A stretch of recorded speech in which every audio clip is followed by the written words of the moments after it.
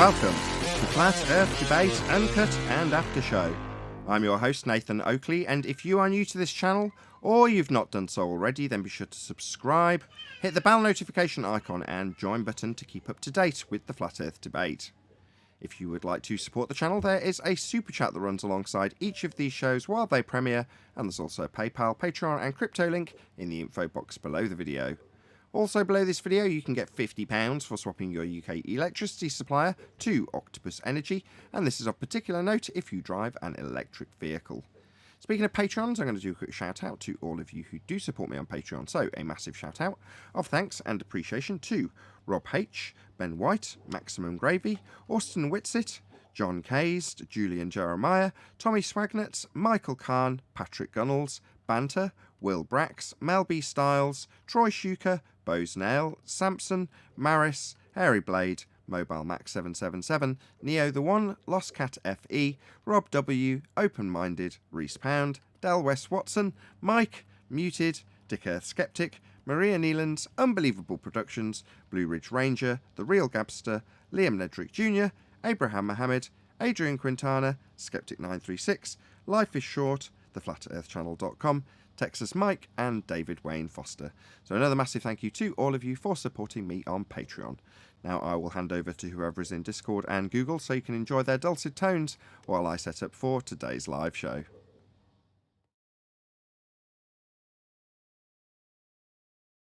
Hey Neil. Hello. Check. Hello? Hello.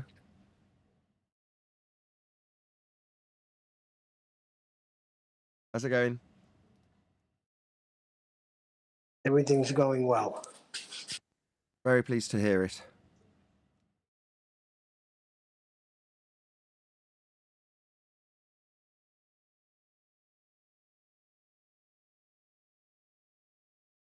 I did manage to squeeze one more trimmed video from that discussion from the guy with Bitcoin. Arguably the best video of all of them. What was that, Nathan? I didn't hear you. The guy came about 10 days ago. Because it was a 4-hour show, it took me a significant amount of time to trim it down into separate videos. And I thought I'd get maybe 3 or 4. And then after doing 3, I thought I'll just go back, make sure I've not missed anything important, and then found what was arguably the most important and most concise debunking with a concession, shockingly. And that's going to be the last video that comes out tomorrow. Nice. So you thought you had it wrapped up, but you found the jewel the last time you searched. I didn't think I'd wrapped up. I had already hinted at that when I was editing the last video. I said I might be able to squeeze one more out, knowing that there was definitely more meat on the bone. I just didn't know what meat was left. And when I went back, it was juicy. Nice. I tend to know how good they're going to be based on how many times I want to watch it after I've finished. Because normally, typically, if you're editing a video, anybody who's making videos will relate to this. Once you're done and you've checked it, and then you've attempted to re-upload it, realise there's an error, which I did, and then had to go back, re-edit it, re-finalise it, or render it, and then re-upload it for a second time, re-listen to it, make sure there's no errors again. By the time that process is over, you've spent hours and hours and hours and hours and hours on it.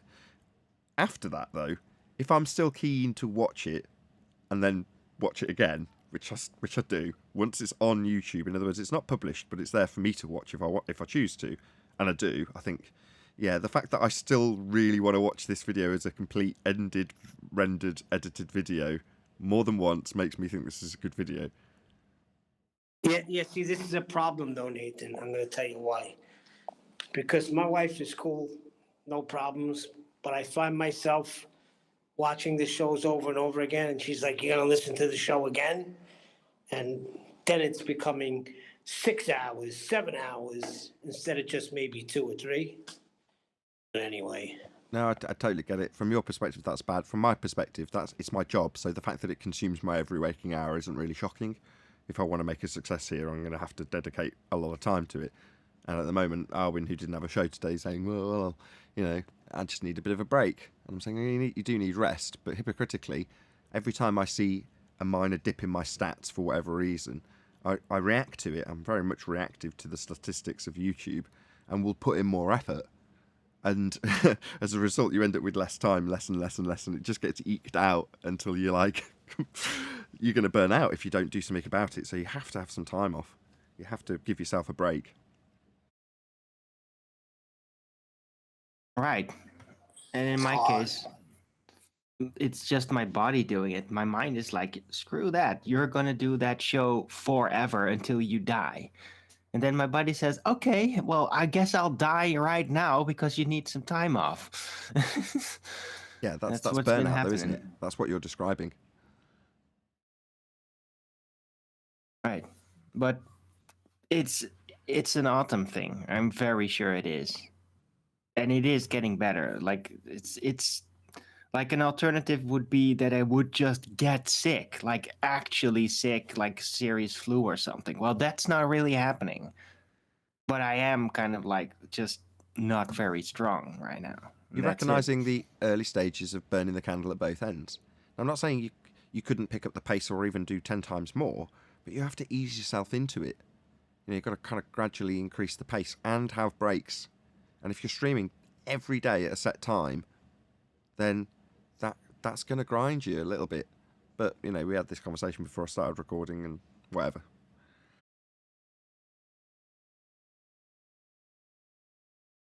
Burning the candle on both ends can have you sleeping with some mannequins. Alrighty then. Thanks for that gem. What the? Well, it happened. That never to me. happened to me. I was burning the candle on both ends, doing work for two different companies, one during the day, one during the night. And in the middle of the day, I was doing my own work. So at night, we were in a mall, the Jersey Gardens Mall. And it happened to be a night when all the brass was there. And we were doing the flooring. And for some reason, I sat down for a second, and I was running the job. So I had my books, materials, the hours the guys worked. I sat down, and next thing I know, I woke up with a bunch of mannequins. You know, the mannequins they have in the back of these Yeah. stores. They bundled you in there. So I thought I was okay. I got up, I went to my car, and I went home. And then I get a phone call from the head guy. Who's sleeping on the job? He was the Italian guy from the other side. I said, what do you mean who was sleeping? I got a phone call that there's somebody sleeping with the mannequins. The problem was they thought I was on drugs, I guess. I don't know. It was a big problem. So I got kicked off the job. I see. But Very it was good. just because I was exhausted. Yeah, that tends to be kind of problematic at jobs, like falling asleep. Yeah, I've done that too. In my first, I don't think it was my first ever job, but one of my first jobs was working in a shop that sold like what you'd have as Home Depot, building supplies.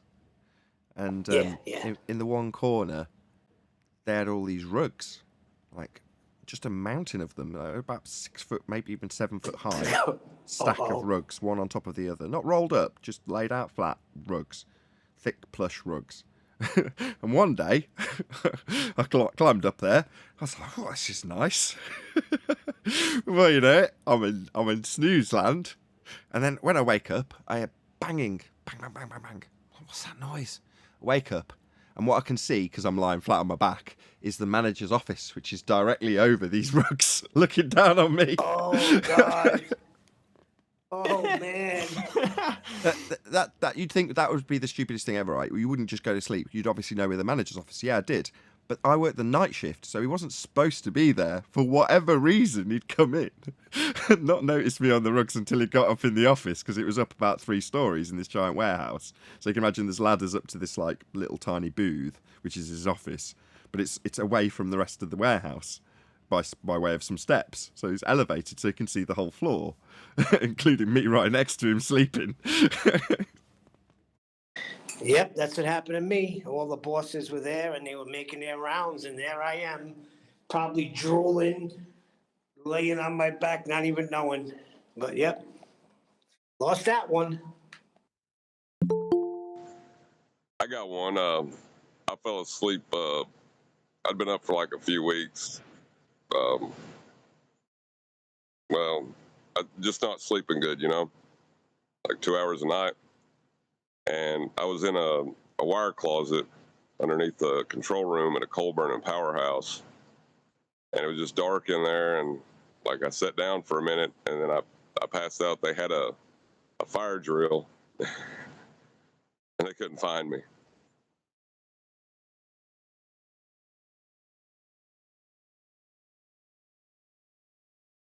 Oh, is that the end? That's now. I thought See, you were how going does that to always say, and then happen, though? they burst in with axes and no, clearly not.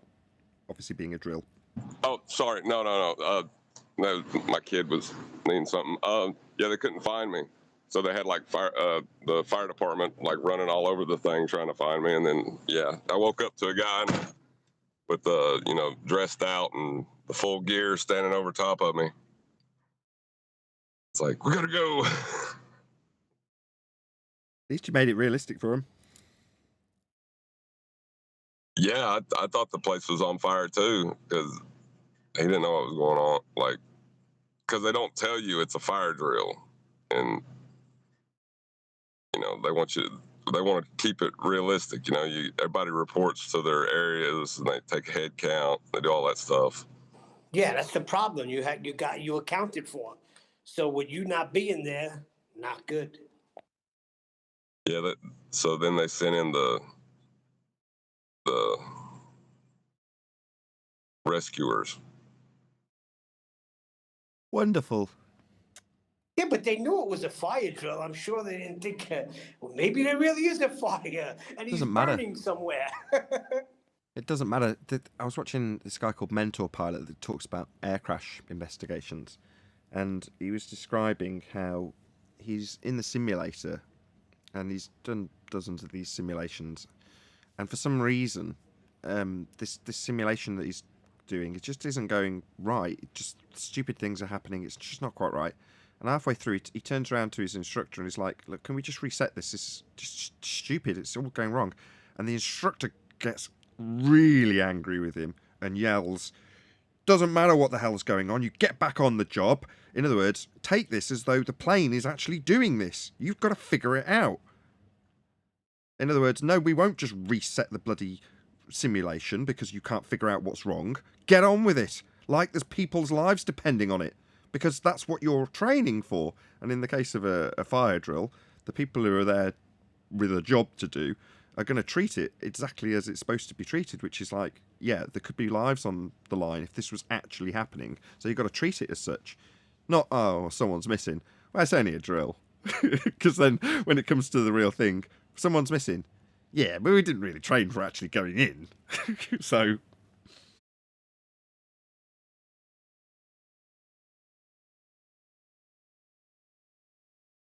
When it's destiny, it's destiny. In Red Dwarf, the computer Holly says she lets off a real warning about having to leave the ship because it's going to implode or something. There's always something like that happening on Red Dwarf. But she's like, awooga, abandoned ship. This is not a drill. This is a drill. awooga.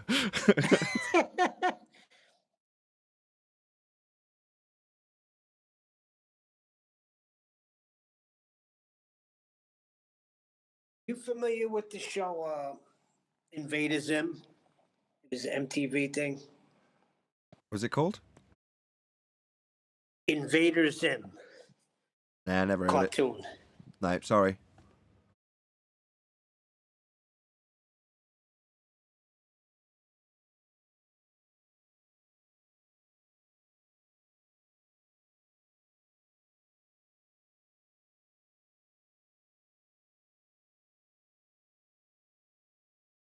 At the end of our workplace-related disaster stories, then. Correct. I have many more, but I will not bore you with them. I have very, very few. Well, the thing is, being in construction, you're on different jobs all the time, so there's always stories. And there's war stories. A lot of war stories.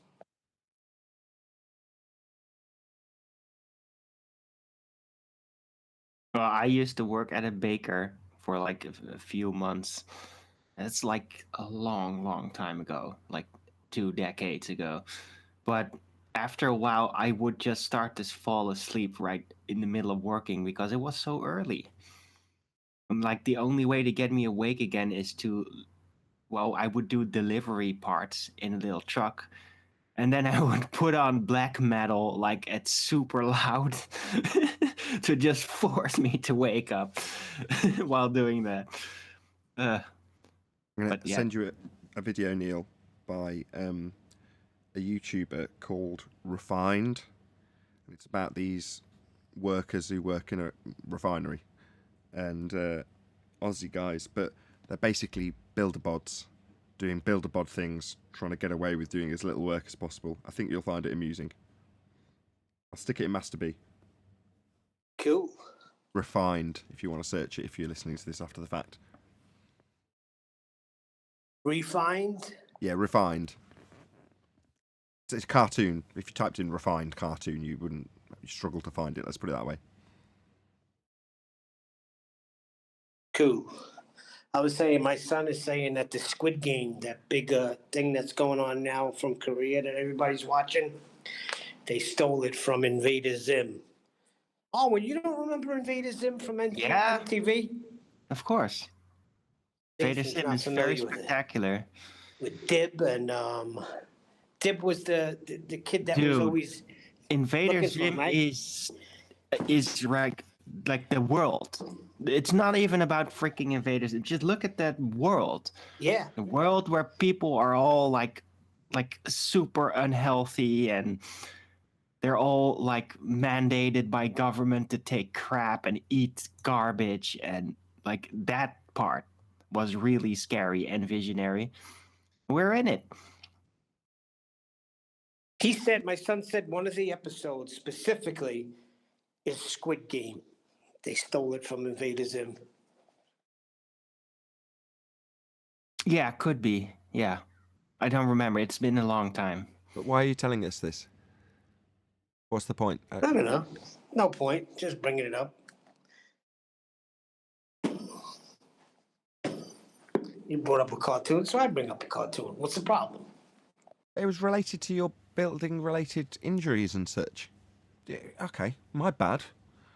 Well, we weren't talking about Squid Game? I didn't bring it up before? Oh, maybe that was another show. Okay. Alrighty then. But I liked it though. I watched that whole, I think there was 10 episodes, that Squid Game. It was pretty good. It was kind of gruesome, but it was good. It is serious. Like the people in the game, well, in the series, it is very serious made. Like they're all taking it very serious. Hello. Well, I didn't think I would like it because it's from Korea. I'm not used to anything outside of like American or Britain. But I liked it. That's good to know. Hello, Discord server. You're all off mute. There, Nathan. Morning. Yeah, I haven't seen it. Morning.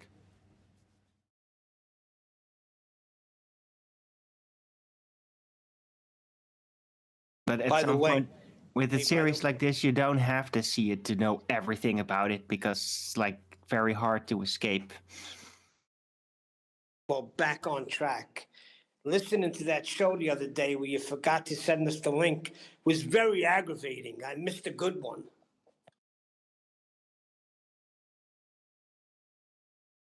Yeah, I can't remember which show that was, Neil. I'm sorry. Whatever one, the one you were That was talking about, Friday. Coriolis. And I'm sitting there watching it with my wife saying, how is he not realizing? I mean, geez, he doesn't see that the panel's not there? Is he just like, that he gets so wrapped up in his Coriolis, Nathan, that forget it. The world could be ending.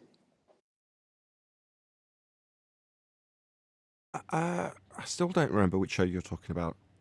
That was Friday. When we forgot to send us the link and we had to Right. come into I had to Discord and come- find you. Right, I had to get in Discord to tell you there's no Google panel. Were we not discussing the education system on Friday. Maybe after that, when you linked up with us finally. Okay. Hey, you guys. Good morning. Hello, Stag. I remember that Friday. You had the link. You just didn't send it out. But once you did, it was all good.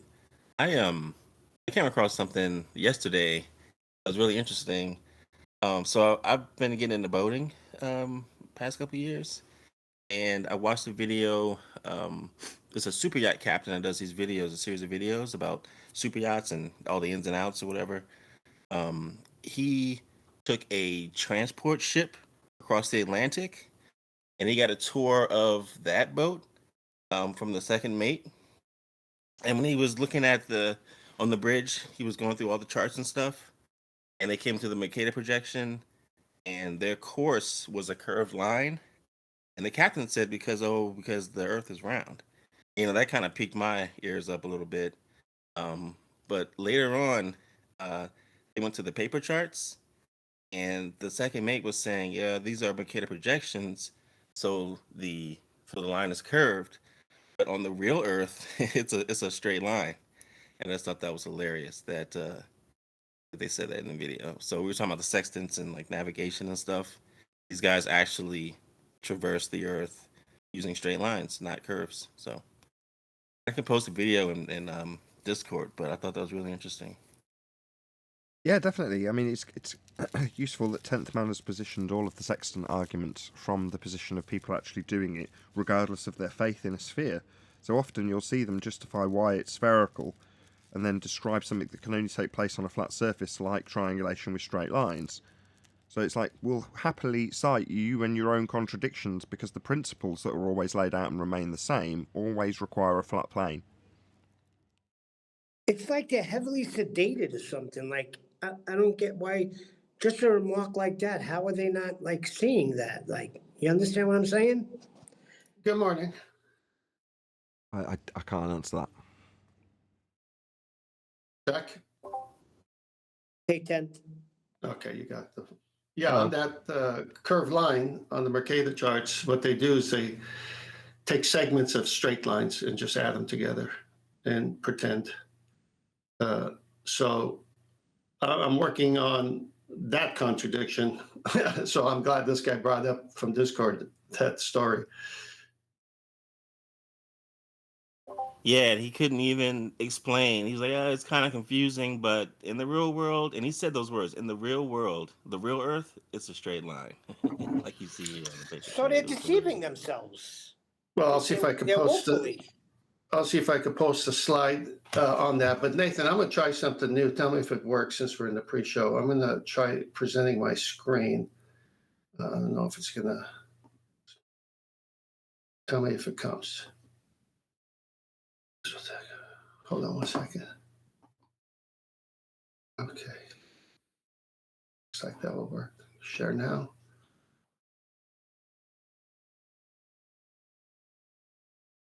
Share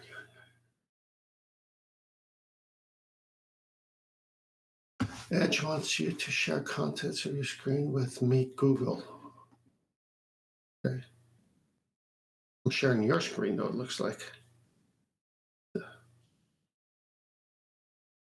Is it coming through? There you go. Share your screen.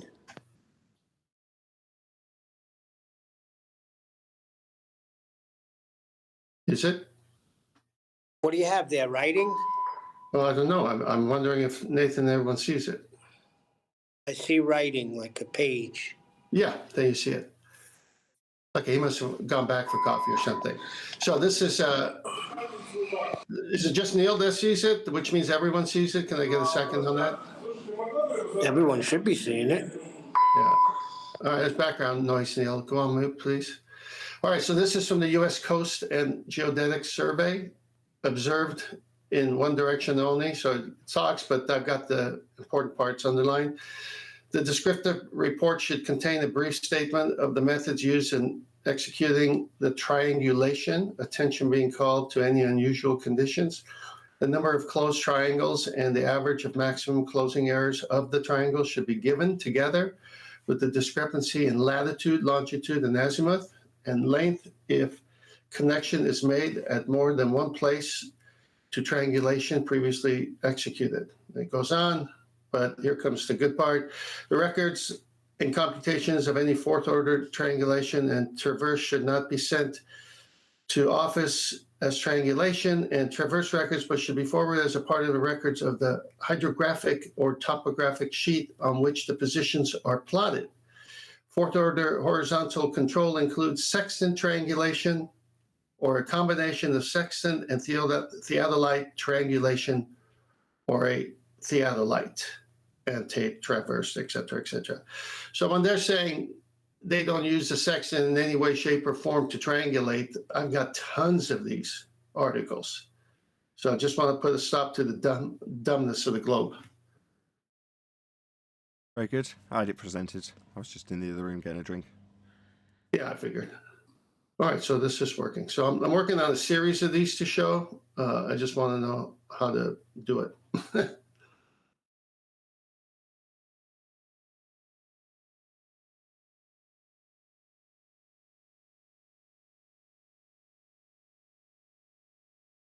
Good stuff. Yeah, a lot of it. I'm going to see if I could post a picture of what he was talking about. I'll be back.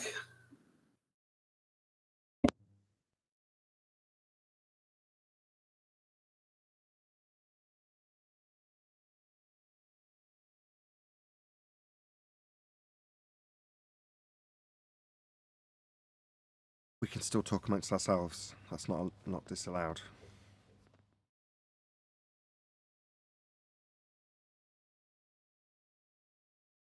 Or not. We can just sit here in silence and wait for 10th man, I guess. That's also good. Woo!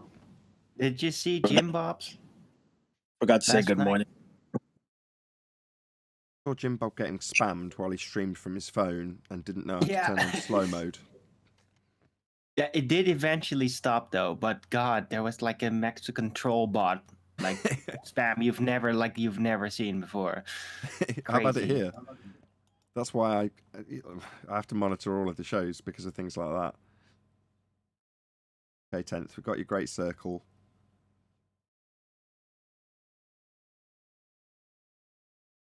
Hello? You there, 10th? Yeah, I just threw up 2 slides. You got them both? Yeah, I got the great circle one on first. Yeah, so you can see here, I have to go look at it myself, but I was doing that on the phone. Hold on. Yeah, so Great Circle, New York to Madrid, and then you got a run line. So you can see they put, if you go straight, of course, you got to prove you're on the globe first. If you go straight, it's 5940 nautical miles. But if you take the Great Circle route, then it's 5770 miles. So it's actually, the curved line is the straightest line. This is all presupposition stuff. And when you read about how they do a Great Circle, they have to do segments at a time of straight lines attached together. Now, never mind, you got current and wind and everything else trying to throw your ship off course. But when it comes to actuality, number one, you got to prove you're on the globe. Number two, you can't use spherical trigonometry until you prove R. So there's a bunch of nonsense stuff that, as you said, they got these contradictions that they have to justify. So they double speak within their own, how can I put it, navigation books. They'll say at one point you need a straight radius line from the GP of a sun to the observer, and it's got to be a right angle. So how can you have a straight radius line, which is a right angle, and they say right angle, and be on the curve? So you got to get over that one first. But there's a trick to this, and that's my investigation to show how they do this on the Mercator chart. They do the straight lines in segments. Now, the course has to be to the bearing of the azimuth. So when you sight a star, you go from the north in a clockwise motion up to where you are when you sighted the star with the sextant and aiming to the star. That's a straight line radius to the GP. That's your azimuth. That's your compass bearing. That is your bearing. That's the way you got to go. All right. So now they got a course with a bearing. Now they're saying that they're going to go off of this bearing in a circular fashion in order, because they live on the globe. So it's going to make the distance much shorter because we live on a globe. So this has to be shorter this way. And they do it in segments of straight line. My question is, what happened to the azimuth bearing? That's on the radius of a straight line. So it's segmented in order to give you the idea that it's bending. You want the next one? Yeah, so this is the way they want you to think it's happening. It's pretty self-explanatory. Well, explain it anyway. All right, well, you got the rum line, which is a straight shot to it. And then you've got here, if you live on the globe, that's what it looks like in reality, a curved line. So it's like, oh, really? Well, you got to have R first. Sorry.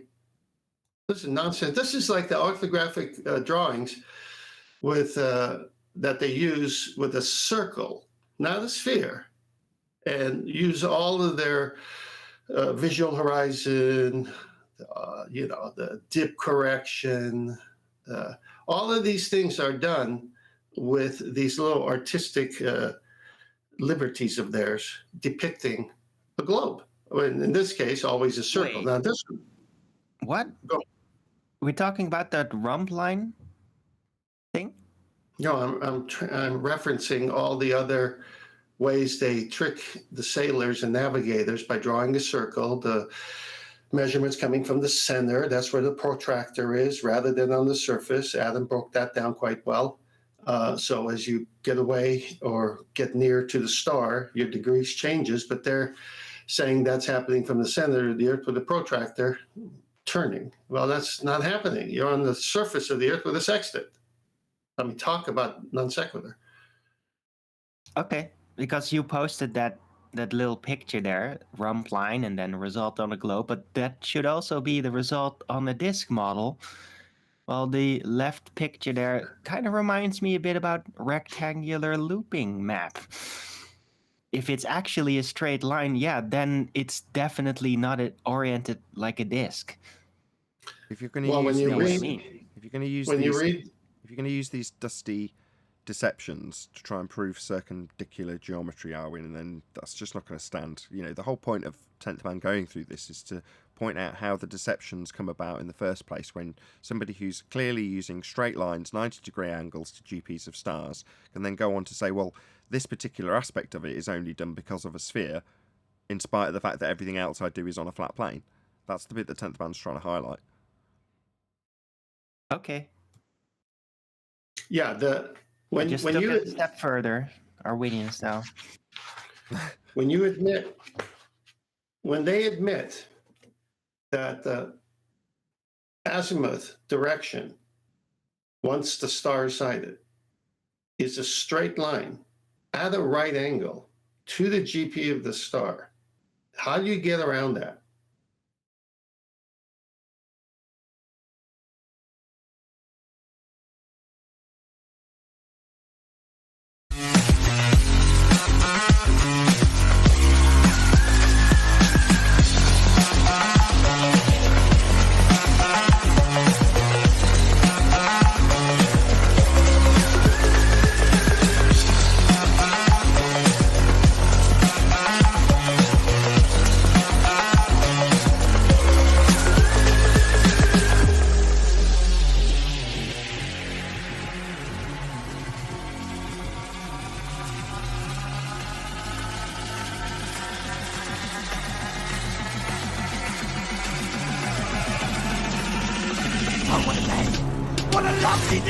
Welcome to Flat Earth Debate Live.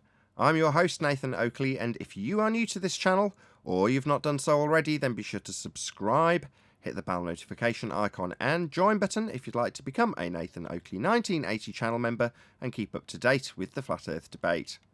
If you would like to support the channel, there is a super chat that runs alongside each of these shows while they are live, and there's also a PayPal, Patreon and crypto link in the info box below the video. Also below this video you can get £50 for swapping your UK electricity supplier to Octopus Energy, and this is a particular note if you drive an electric vehicle.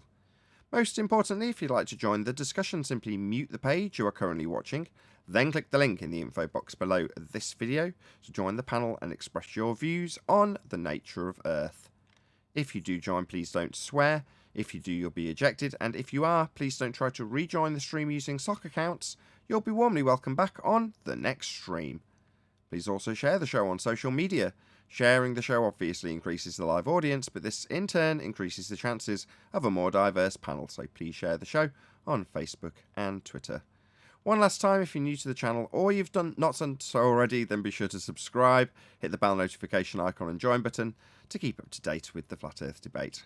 Now, we are joined by 10th Man, Arwin, Refracted Curvature, Neil, and a whole bunch of people in Discord, so welcome one and all. Greetings, all. Hey, good morning. Hello. Good afternoon. Nathan, before you start, remember this is D-Day. Discord does that housekeeping questions. There's nobody in there. There's like 3 people in there. One of them is Righteous Force. Well, that's Truth Seeker and Stigoli. that's assuming we're invading a full field of people on D-Day, but I guess not. Nah, I mean, we can still do it that way. I mean, I'll say it just because obviously things start, and if you don't do them, they never really start, even if it's not going exactly how you planned. But I'll just reiterate that, even though you've said it already. So, at the beginning of a week, we're going to do Discord Day, which is to say that we will expect to hear, even if you're a flat earther in this instance, the answers to the questions that we ask for housekeeping from Discord. So can I just get a nice cheery hello and of enthusiasm from Discord first? Hello, Discord. Hello, Nathan. Yeah. That's enthusiasm right there. Any evidence of a physical geometric sphere-edge horizon formerly known as Earth curvature? No. You're gonna need Black the Swan. radius for that. Yeah, you are going to need a radius for that. What about axial rotation of the Earth-based variety?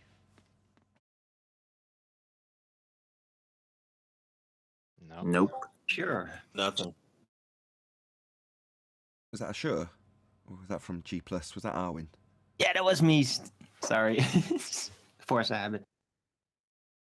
Axial rotation? Anybody? Proof Earth spins. Nope. No signs. Any evidence of the distance to the sun? It's over there somewhere. What is the sun? God, you guys have definitely been here long enough to know what the answers from G+ are. Yeah, I'll just ask it again. Let's try that one more time. Any evidence of the distance to the sun? No. Nope. You're gonna need R for that too. You need R for that too. There it is. Any evidence of a self-perpetuating molten iron core at the centre of a presupposed spherical Earth? You're gonna need R for that too. There it is. Well, any scientific evidence of gravity? Einsteinian or Newton? Or whatever. I was just gonna. You were just going to say the same thing. Whichever you prefer. Yeah, either one you need R. There you go. Yeah, no evidence. What about any single viable hypothesis from any of the fields of astronomy, cosmology, or astrophysics? Ooh, that reminds Nope. me, Nathan. Did you watch that link that I posted yesterday? Somebody linked me up in my chat, my early bird chat, with it. Was like this very elaborate interview about dark matter with an astrophysicist. Did you watch that? No, I'm really sorry, Owen. I didn't. I'll try to repost it. I don't. If there is any viable hypothesis to be found in astronomy and astrophysics, it should be there. Yeah, but I already know it won't be. Don't spoil it. Right, guys from Discord. Any science for the globe? It's No just science, what but science means. I think a lot of pseudoscience though. Yep, they're all pseudosciences. That's a shame. For those of you who believe you're on a sphere. What about any evidence that you can have gas pressure without the necessary antecedent of a container to press upon.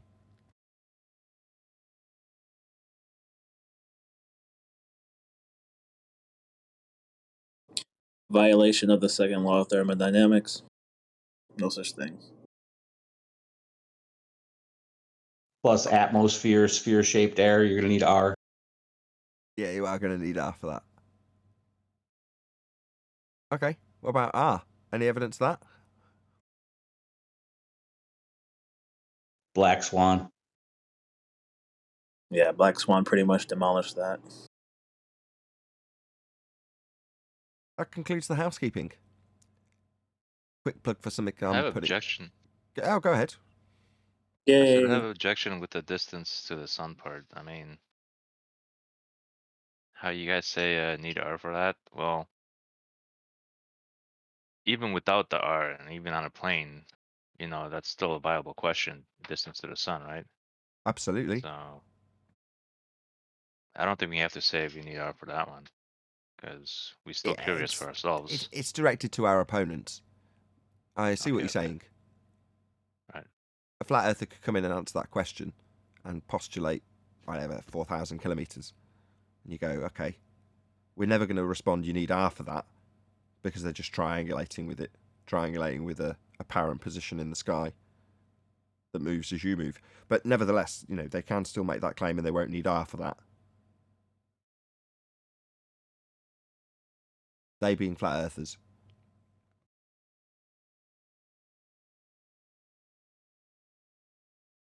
But that is end of housekeeping. Unless there's anything else. Any more for any more? Well, not bad for a few people on Discord today. They did good. I thought so too. Very well indeed. No objections. Yeah, I was gonna say, Tith, man, give Discord his props, man. But you did. Thanks. Nobody said otherwise. Nobody was implying otherwise. What are you suggesting? Can you post that link of that video? Can you post that link of that video so that in chat on the YouTube that you've watched on the Mercator chart? Yep, I can. I put it in Discord. He won't be able to Maybe post it. Righteous. You can't post it in YouTube chat if that's what you're asking him to do. He hasn't got mod status. Oh, okay. So maybe someone can copy it and send it to me in Masterby or Skype. If someone would be so kind to forward that from Discord. While we're doing admin, I'm going to plug my own show because it's coming out tomorrow. About, 30 hours, maybe a bit less from now, if you're watching live. And it's the last video I'm going to squeeze out of that debate for the guy that came to get Bitcoin out of David Weiss to have his claims of a sphere vetted. And I was saying in the pre-show, arguably it's the best of the four. So I managed to squeeze 4 clips out of that video. Or that live show, I should say. No, technically a video, because one of them was in the pre-show. Nevertheless, the fourth and final video from that show will come out tomorrow. It's about 20 minutes long. And I'm very proud of it. It's a good video. One of the few times we get a concession out of Fundy for saying, no, I'm wrong. Yeah. Okay, you've hammered my point. Now I'm going to put my point aside and try and ask you questions because I'm here to learn about flat Earth. At which point I told him to get lost because he wasn't here to learn about flat Earth. He was here to teach us about the sphere for the prize of Bitcoin. Anyway, that's coming out tomorrow, so check it out. It's called something like Win Bitcoin for Globe Proof. In fact, I think that is the title. So check it out. Nathan, I've got a few more slides on the topic that we left after the pre-show. Tell me when I'm going to get to it myself. Okay, I'm there. Great circle. Yeah, give me a second. Hold on. There we go. Okay, so you've got, go to the bottom. Start from the bottom. New York to Paris. Okay, ready when you are. Yeah, I don't know why that goes in reverse. I guess I should type it and post it in reverse to get it in order. But here we go. So you want to go from New York to Paris in a straight line. It's 3625 miles. And the circular dotted line there is 3786 miles. But here, they're a little trickery because the straight line is their curved line, and the curved line is the straight line. I'll explain. Next slide, please. Oh, gosh, come on. All right. So as you can see here, great circle route calculator. Here's a string from one location to another. So that is the shortest route on the, now you got to imagine 3-dimensional here. So that's curved actually, than what they're trying to say here. Okay. Go to the next slide. And you can see that if you do a run line, that eventually you're going to end up at a pole on their presupposed model. If you go southerly, you end up at the southern pole. That's their straight line. But the great circle, that's the shortest route. That's the curved line. Now notice the switcheroo here. All right, next slide, please. So what is a great circle? A great circle is anything. Now this is presuppose. It's all make believe because you got to assume you're on the globe, and we just went through housekeeping. There's no R. We don't have any radius value. But if you were on the globe, a great circle would be this great circle with the yellow meeting the red, and it goes all the way through the center of the Earth. So whenever they reference great circle, it's got to be a continuous, like you're cutting the Earth like an apple in half. And that to them is a straight line. This circular one plane is their straight line. Now, this is, if you live on the globe, and you say this is a straight line, you need a doctor. Okay, now if you go to the next slide, it shows the great circle is a straight line and the run line is the curved line. Now go figure how they can switch you every time they want this nonsense. Because what they're trying to say is that the great circle, the slide previous with the yellow dotted lines, a continuous circle is a straight line. So on the very next slide, they'll show that as a straight line. And the run line, the actual straight line, is the curved line on the globe. What nonsense. You need R for that first. Epic. Getting right down to the nitty gritty. It's not just we've been deceived. Here's the deception. It's here's how you've been deceived. I love it, 10th. You're getting right into this. Oh, there's so much more. It's just getting through that. Like I said, the first thing was making sure I knew how the sextant worked, and that was going to be the kill-all of all kill-alls, because if it can't work on the curved surface, it's over there. But then how do they trick the navigators? How come people using the sextant can actually believe it is working on the curved surface? So that's the stuff I'm into now. And there's so much minutia there. I have to watch video after video. I've ordered 9 books from eBay on this subject that will be coming in the week. I have quite a library accumulating here on this. Eventually, within the next 2-3 years, every segment of this will be dissected. I love the fact that you dropped the disclaimers in. Notwithstanding that you will require R, that's important, because your disclaimer that in order to take this apart from within the paradigm, you're having to accept things that have already been debunked. It means that anybody listening really does understand this is merely an explanation after the fact. We've already debunked the claim. It's already well in the realms of yesteryears in terms of these sorts of claims. But you then have to say to yourself, well, if you were the guy on the ocean and you were filmed by BBC tomorrow about how you do it, and part of the explanation included why one aspect that wasn't what was being done in terms of the actual triangulation and movement across the plane is explained as being on a sphere by the navigator, this is how it's done. And you've got to beg the question to do it. And I'm grateful, that you don't fight against begging the question and justify it. You just give the disclaimer for how it must be assumed and how we've debunked it before you go on to give your explanation, which I'm very, very grateful for, because it means there's a consistency to the audience, that they hear that first. They hear, yeah, this is already debunked. We've already got rid of R. There's no longer a geometric horizon. There's no longer a sphere assumption justifiable. And the reason people still assume it is because. Yeah, well, I'm kind of forced to that, since every citation and reference and book I can get my hands on has been written from that one point of view. So there's no flat Earth version of this until what we're doing. We're the first to do this, I think, as a group, with Adam and Brian and Mitchell and Flatzoid as well, and others who are, and that's my hope, that everybody takes this as their argument and studies it like I've been, and I get some help from the sidelines, because the more the merrier, because we're going to be the first to ever bring truth to the sextant. Yeah, and we'll be berated for it. Happy days. I've said it before and I'll say it again. I'd rather be on the side of truth and suffer ridicule than be on the side of a lie and be in consensus. Because that being in consensus isn't consolation enough for those of us who are detailing to us currently how stressful it is to be on the side of the globe. And we know. I don't think so.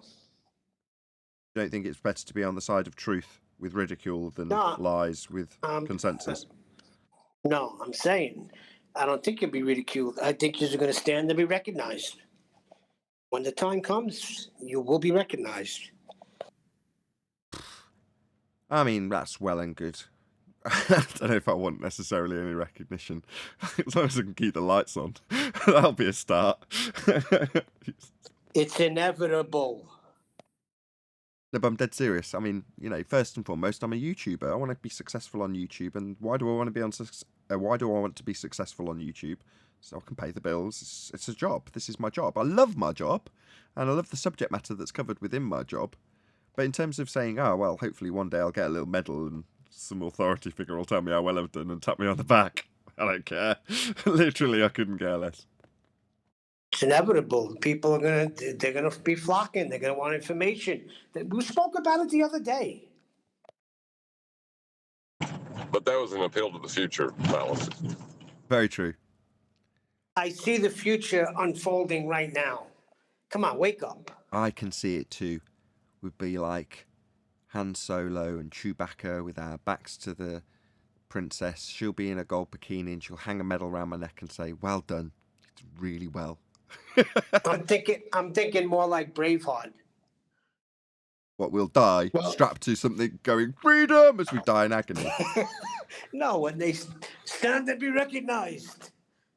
No, that'd probably be more like it.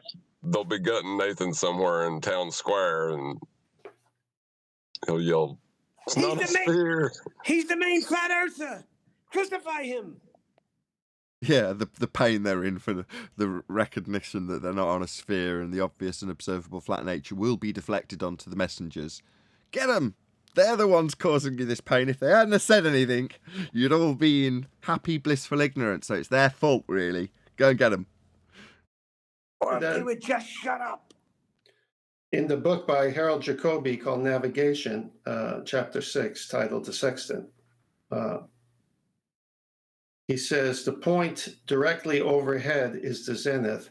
The angle between lines drawn to the horizon and the zenith is 90 degrees, or a right angle. The minute you bring in angle, you need two straight lines for an angle. And the right angle, you've got triangulation possibilities all over the place. So here's a navigation book that says you need a right angle. They die with the word angle. They die later when they take the instrument called the sextant, the tool that could only work on a flat baseline to give you that right angle. So they die on two terms, the description of what the word angle means, and they die with the tool itself, which is this is so shameful of them to use a tool that can never work on the curved surface and to lie to everybody all these years when it's as simple as understanding what an angle is. Yeah, the moment they say angle, the response is welcome to Flat Earth. Shout out to Godzilla37 who says, I'm the authority on, quote, job well done. Here's your earned pat on the back. No, well, thank you very much. I really do appreciate a super chat on the back because that'll pay the bills. Times are tough, but I really appreciate the support, Godzilla. In all seriousness, thank you very much indeed for your super chat. Let's look at the whole concept of sextant and right angle. I put 6 slides in Master B, Nathan. Just tell me which one you see first. Got our very fine fellows utilizing a sextant. Okay, so you see the two Navy guys using a sextant. Now, an angle measuring device. right angles. Okay, what's the next slide you see? It's there. The black and white. It's a Muppet Vision description of a 90-degree being drawn to a zenith. Is that the black and white version showing the right triangle to the ship? Yes. Should be. Green and Okay, white. so, all right. Colorblind. So here we go. So those two guys on the same video describing how the Navy uses a sextant, look what they shown here. A right angle to the zenith, just like in the book Navigation by Harold Jacobi. So look at that flat baseline. Where's the curvature? There is none. Next slide. I don't know which order you're looking, so just give me a heads up. S1, S2, S3. Okay, so now when you do three sightings, you get S1, star 1, star 2, star 3, and there it is again, the right angles again. This is in the thesis work by an individual who was describing how a sextant work. And it says you need that little 90-degree box at every one of those GPs of these three stars, and those circles could be various distances apart from the GP. So one of them could be 3,000 miles from the GP to you. The other one could be 500 miles, and the other one could be 5,000 miles. But guess what? You need a right angle to each one, and where they all cross, that's where you are with that right angle measuring tool called the sextant. This is all from their information, okay? Not no flat earth site put this out. Next slide, which is it, Nathan? Blue circle. Yeah, so now they got this one. This is really cute. They show three circles of equal altitude, and they've got the box in each one at the GP. Not me. I didn't put that there. This is your slide, ballers. How in the world, if you want to depict this circle as a three-dimensional Earth, a sphere, can you put a box? And that radius from the center to where it meets there, where all three circles meet, could be 6,000 distance, 4,000 distance, 1,000 mile distance. All have to be a right angle triangle. How does that work on a sphere lately? And what's the last two slides that you see? I don't have a last two slides. That's it. Oh, you don't have the one with the I do. boat with Boat on the boat. Boat on the globe. Yeah, I got that. So this is 10th man's close-up image of the last slide on their globe. This is what they want you to believe. This is how it works. You can't, sextant's going to shoot out into space if you do it on this thing. Is this how it works? Are we having a big laugh already? Yeah, this is Okay, just stupid. It's just a minor hump correction. Yeah, you need this straight line though, and this GP is supposed to be meeting the ground where it's got a right angle. So they've just decided to show the triangle with the right angle, which is absolutely required, and just plonked it on a sphere. You know, the artist in this has just gone, yeah, I'm not going to try and explain it. Just bosh it on. That's how it'll look. Okay, last slide.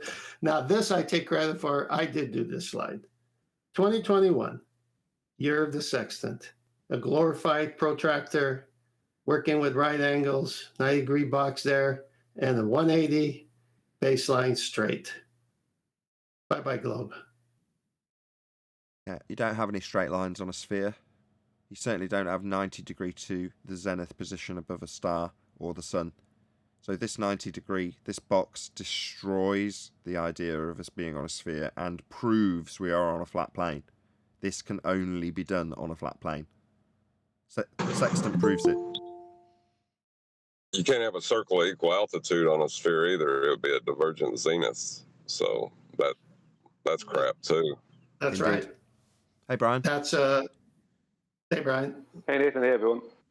Good presentation. Wasn't that Good presentation, by the way, 10th, just before we clip past that bit. You're getting more and more concise, more and more detailed, and you're digging out more and more information in terms of the why and how of this deception, which is epic. So my hat is off to you. The more you do it, the better it gets. Yeah, we're going to keep jamming it down each time. Is this the first time you've done it in the live show? Nah. Oh, no. No, what you said about yours, say your comment, John, before Brian, I think I'll need Brian to comment on it. Say your comment about the zeniths, diverging zeniths. Yeah, you can't have a circle of equal altitude on a globe. You'd have divergent zeniths on a globe. Yeah, so bring to attention something that happened last week, but maybe the video happened earlier, where one of the anti-flat earthers put two different size cups on an orange and said, "Here you go, it works on the globe." And who was that? Who did that, Brian? Wolfie 6020. Yes. Now that's interesting. How you could take a smaller rimmed glass, put it on the round three-dimensional orange and say, "See, it works here. That's three-dimensional." Yeah, but you forgot that 90-degree box that you guys put in all your books. That's number one. Well, it's technically not a circle anymore. As soon as you put it onto a sphere, it's then three-dimensional. A circle is two-dimensional. When you stop being two-dimensional, it's not a circle, isn't it? Yeah. Right, and the radius can never be bent, right? Well, the radius in that example is the radius of the chord that dissects that curved line that would go underneath from edge to edge on the glass that's placed on the top of the sphere. That's a chord line. Well, as Brian so eloquently points out so often, that line won't match with the curved surface above it. If you're taking a 1,000, 2,000, 5,000 mile distance to the GP of the star, and then you're calculating it based on the chord line, number one, that isn't what you're doing with the sextant, but number two, it gives you a different distance. It's greater when you increase it because it's curving over the top of the chord. The arc length is greater than the semi-chord, i.e. radius. Yeah, that's the problem with the lie. You get caught on many fronts. Go on, Brian.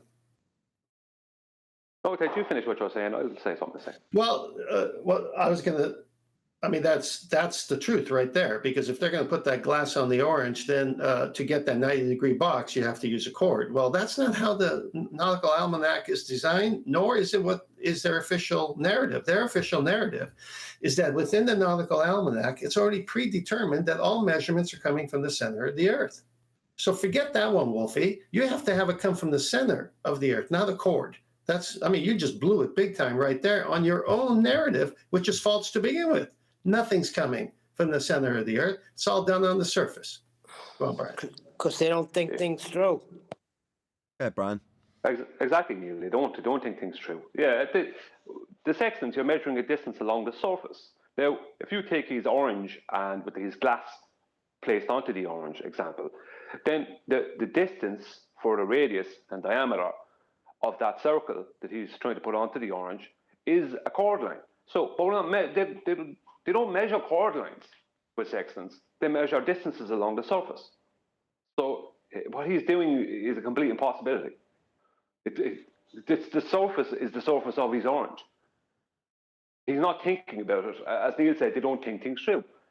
Think about how that would work, how the sextant would work on his orange. It wouldn't. But it does work in reality. So that means we're not living on something the shape of his orange. Yeah, how does it work? Well, with a flat baseline. So what is it working on? Well, it's working on a flat plane. That's one of the aspects that's being utilised. So I said last week to 10th, it's not a proof of a flat plane. It's a fundamental principle to actually doing the triangulation. Exactly. Well, the proof of the flat plane would be that you arrive at your destination, right?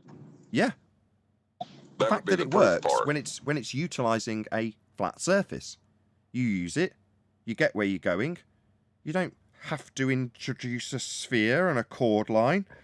Quite the contrary, if you did, you wouldn't get the straight line to measure the angle, to have a flat baseline, to triangulate, to reach your destination. It must be flat for this to work. Yes. Can I add something to that? Because to me, it stands out the most about the whole triangulation conflict, especially from the globe side, is that on a flat plane, you are part of the triangulation. Like your place is basically accounted for in the triangulation. On a globe, their center point is the center of presupposed sphere Earth, which is literally never going to be within physical reach. That's a right? good point. So that's a very good point. You bypass yourself in the triangulation process on a globe. Correct. You can't, on a globe, involve yourself in this triangulation measurement. When it's been detailed back to us by people like Bob the Science Guy, it's taken to the centre of a presupposed spherical Earth.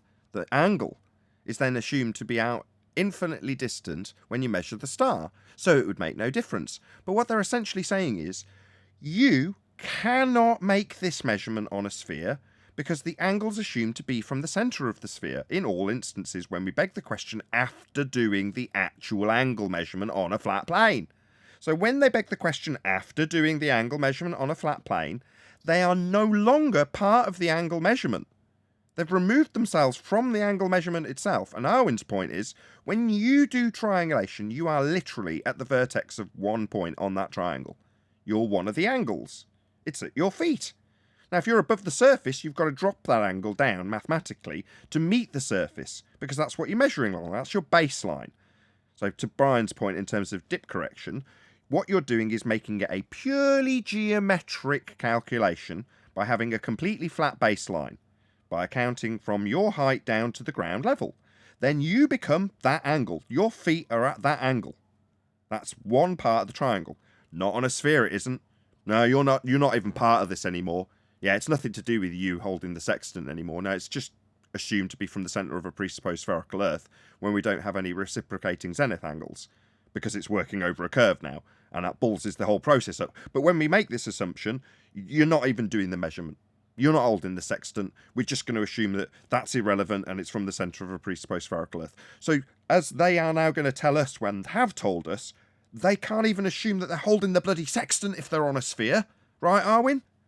Right. If you think you're on a globe and you're trying to explore with the sextant, when you realize what you're doing, you're going to throw your sextant in the ocean because it's supposed to be at the center of Earth.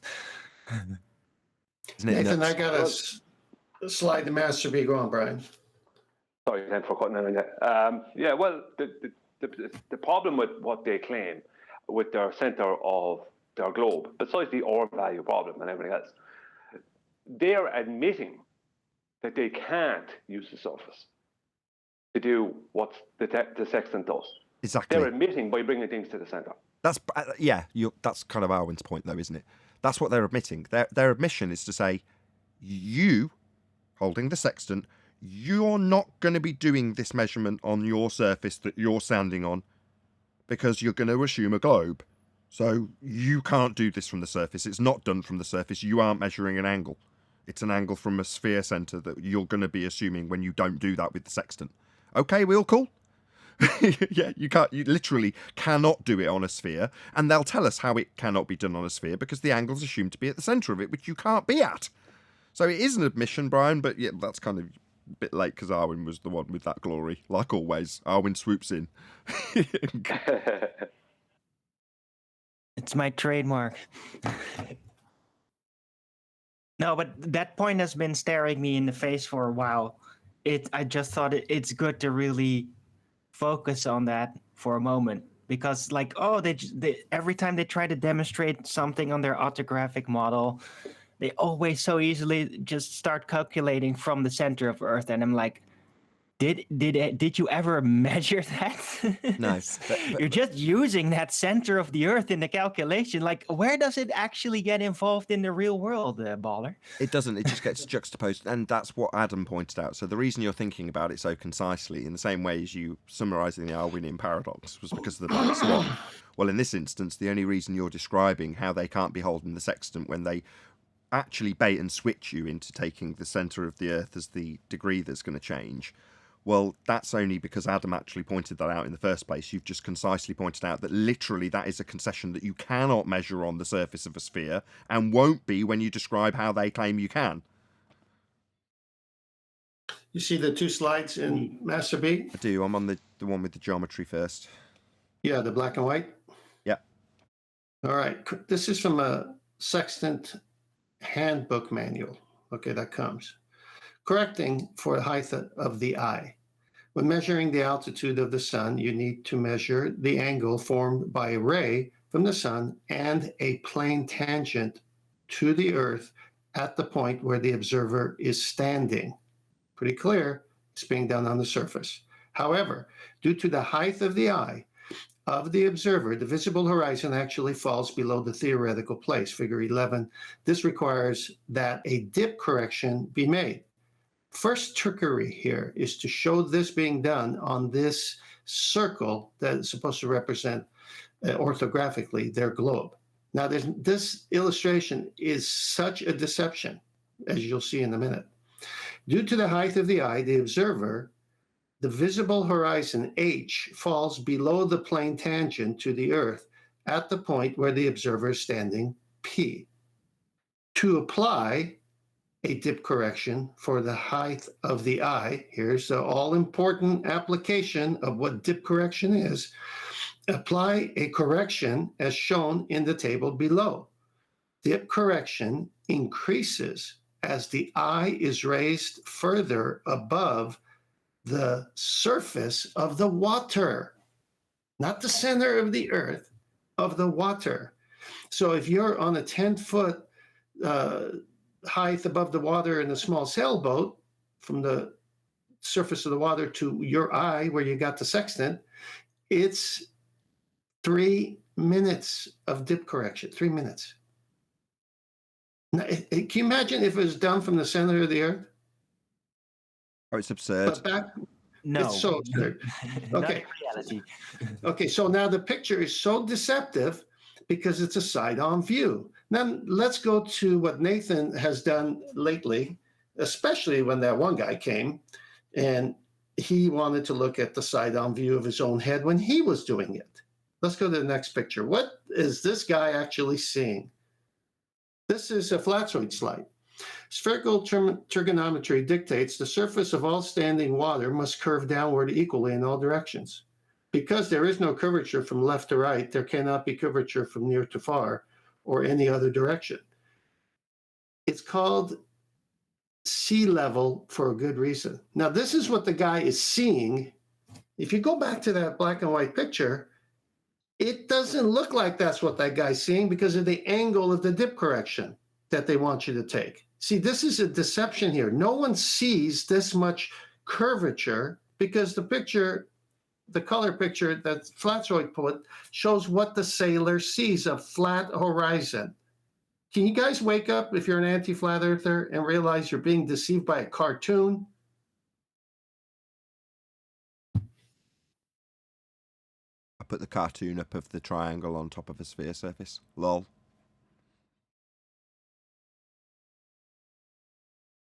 Indeedy do.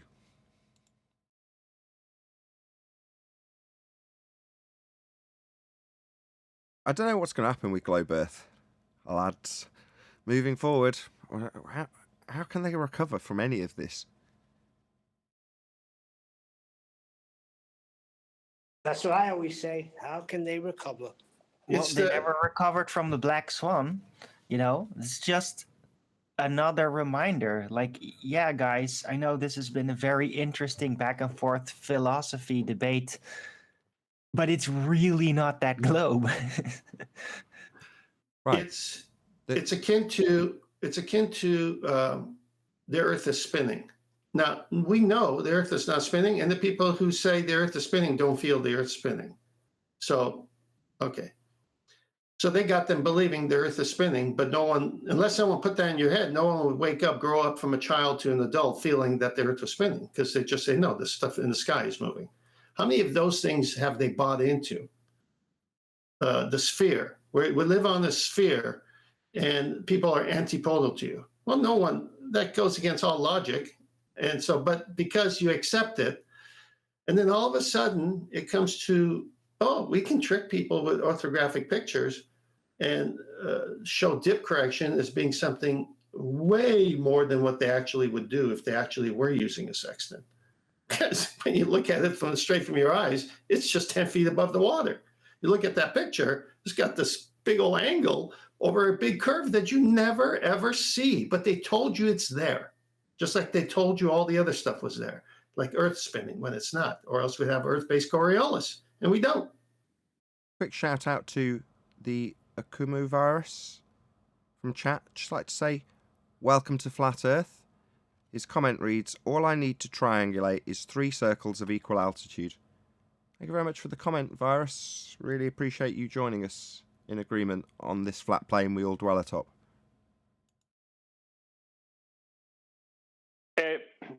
Just on something that Tent was talking about before I came in earlier, and it'll carry on to what Tent has just been talking about there. When Ted was talking earlier on about these, what they call great circle routes, they're just longitudinal routes. And as a shout out to Dave Weiss and to Flat Earth Banjo, as they state very correctly, flights going from north to north don't go into the south and then back to the north. But how many flights going south to south have to go north to go back into south? Right? You have airline pilots, right, who know they can't fly a plane, right? They can't fly a plane at cruising altitude in a straight line, or in any way, other way but a straight line, and they can't do that without keeping the nose of their airplane above 0 degrees horizontal. They know how a plane flies. We have engineers and mechanics that know how planes fly, airline mechanics that know how planes fly. They know what a plane does and what it doesn't do. Now, they will still argue with you that they're flying over a curve. You know, engineers and geodetic surveyors, they measure flat all the time. But because they then mathematically try and curve it all into a ball, without ever measuring any of this, they will then argue with you that it's a globe. It's just in brainwashing. They're willfully ignorant. They're willfully ignorant. That's what I said. Are they some sort of brainwash going on here? Yeah, everyone's brainwashed, Neil, in the Western world. That's right. Shocking, isn't it? Yeah, I guess it is. On the other hand, they did tell us. I mean, I certainly learned about what propaganda was when I was in school. They tell you what it is. They tell you how it works. And then when you go out into the world as an adult and are subjected to it, I think subconsciously you know what it is, but you just accept it. I guess I'm saying, like, I'm expecting everybody to react to how I react to, like, holy shoot, the earth is flat. And that's just not going to happen. Again, when whoever said recognition, I think it was you, Neil, earlier. Well, that's an implication that everyone else will wake up to the deception and align with your understanding of the world. To Neil's comment, I'd like to explain what my opinion is there, because I've had interactions with people on this. The types of people that see truth and don't bring in a man-made filter are the ones that see it. The other people see the truth. It bothers them, but then they go through their man-made filter. Oh, you know, if I admit to this, then if I admit to this, then it's so riveted in pride that when truth comes, the first group of people say, I invite truth, whatever the truth is, because that's what is the defining thing of who I am. The other people, if truth comes and it can redefine everything they are, they resist it because they don't want to be redefined. It's a willful choice. That's a Kumo right there. He knows what a 90-degree angle is. He knows what a flat baseline is, and yet he will not be redefined because he's vetted in this heliocentric model for whatever reason that the truth, Well, that's it won't matter. Well, that's willful ignorance, and to me, that's quite lazy. It's not ignorance. It's chosen to stay in the deception.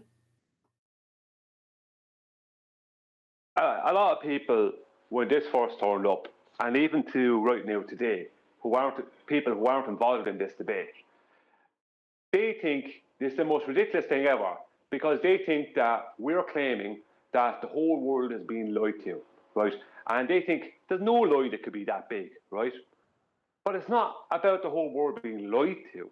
It's that the whole world is self-deceiving itself due to an initial lie that was perpetrated by whoever, right? People of education with devious minds, let's just say. And the whole world now self-deceive each other. The whole world is self-deceiving itself. Every individual person that is believing they're on a globe is self-deceiving themselves. So it's not as if there's a constant lie being fed. That lie happened a long time beforehand. Now it's just that everyone is deceiving themselves due to not being willing to accept that this is wrong, what they believe. Yeah, it's like the architect in The Well, it Matrix goes 2. deeper. So in The Matrix 2, the architect explains to Neo that they lost crops and crops of people when they gave them a perfect world and didn't let them know that it was a deception. They figured out by themselves and then rejected the program, and crops of people were lost. However, if they allowed the people to be aware of the deception, even at a very subconscious level, then they would accept it. In other words, like you say, people are willfully doing this, but it's at a very sort of subconscious level that they're doing that. So when that comes to the surface and they start questioning other things that they've willfully accepted, basically, that scares them. And that normally makes them suppress it again. And that's good enough for the control structure. Yeah, well, Lucifer did say, I will exalt myself above the heavens.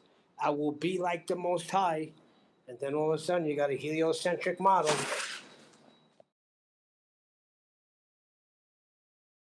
Right. I don't know about Satan. I just know that we're not on a sphere flying through a sky vacuum and spinning.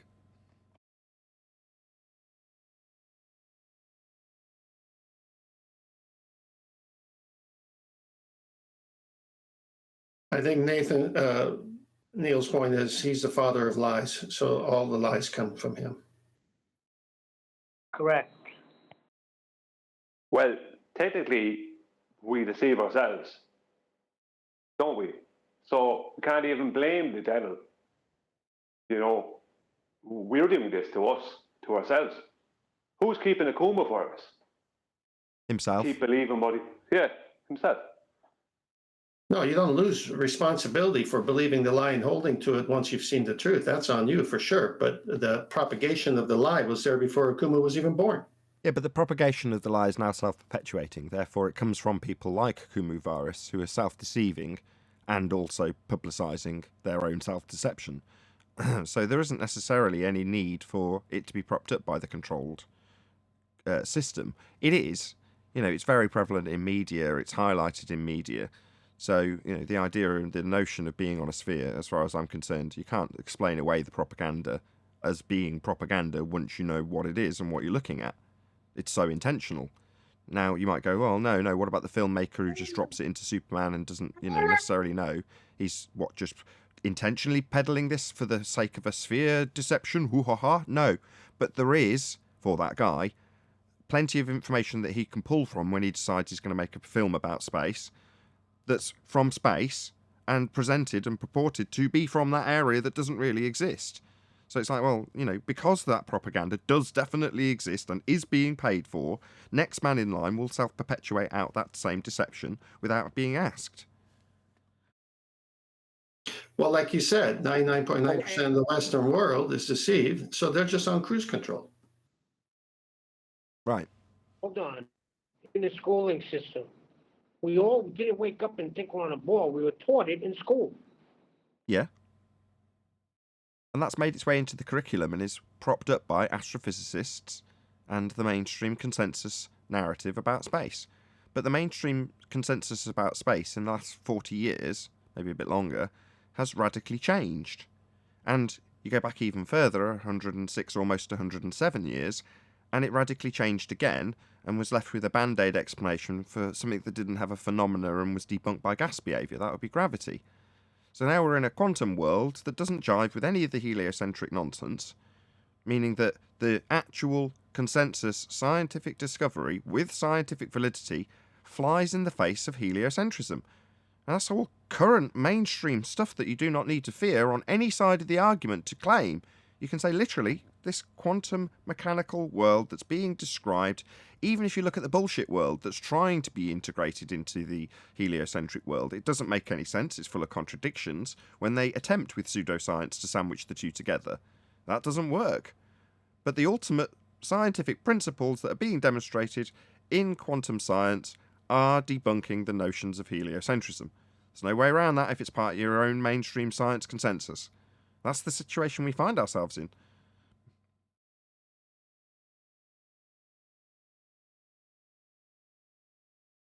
Nathan, I've got that chapter on the sextant up in Master Bead, that one reference. So let's go to this gentleman, Harold Jacoby. And I don't know what Virus does with this, because this is from his side of the camp. Tell me when you got the chapter 6, the sextant. Ready when you are. We have twice made reference to this instrument. Once, page 5, as a contrivance for ascertaining by observation how high the sun is in the sky, and again in page 59, in the measurement of the danger angle. These two uses of the sextant are not inconsistent, for it is really intended for measurement of any angle. Page 8. Now think about that right there as a pause. So here he is, a chair of Department in Astronomy at Columbia, written this book. In fact, let me just read digress here. The back of the book says, this book has been considered by this is one of those words. How do you say it when it's the Academy and it's the people? Academicians, I guess. I don't know how to say that word. Academical? And scholars. No, Academicians.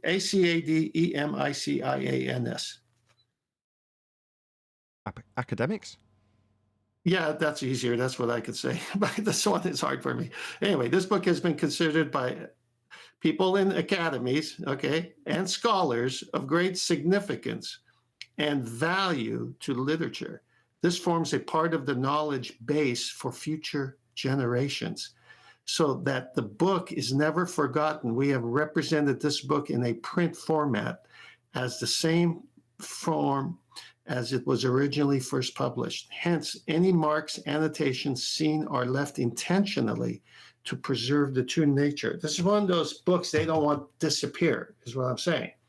So with that kind of exaltation of this guy and his book and the findings in his book, let's start again. We have twice made reference. Just before you do, academicians. Thank you. Paula spelt it phonetically, I think, or she just spelt it with a few capitals to highlight. Thank you. Academicians, I think, is correct. It's my admission I can't say all the words in the English language.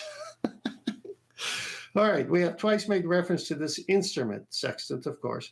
Once, page 5, as contrivance for ascertaining by observation how high the sun is in the sky, and again in page 59, in the measurement of the danger angle. These two uses of the sextant are not inconsistent, for it really intended for measurement of any angle formed at the observer's eye by two lines drawn to two distant objects. It can't be clearer.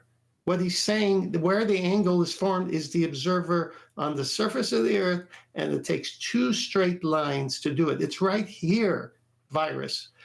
In the case of the danger angle, these two distant objects are landmarks ashore. In the case of the sun, they are the horizon line where the sea and the sky seem to meet, and the sun itself. This height of the sun or any star in the sky is called its altitude. And next slide. And so the altitude is always an angle to be measured in degrees and minutes. Now, pause here for a minute. So he already told us it's an instrument to measure angles. It's the two straight lines to the observer. And now he says the altitude is always an angle to be measured in degrees and minutes. The point directly overhead is the zenith. The angle between lines drawn to the horizon and zenith is 90 degrees. There you go, ballers. He said 90. I get to say 90. He also didn't say that the angle was drawn from the center of a prespherical Earth now, did he? Well, that's the last part here that will obviously denote that. Or a right angle. A right angle from the observer holding a tool that measures angles, and no mention of center of the earth. He said, what did he say in the previous slide? These two uses of the sextant, here it is, formed at the observer's eye by two lines drawn to the distant objects. Is the eye of the observer at the center of the Earth, Nathan? No. Bye-bye, globe. Yeah, it's epic. Doesn't work.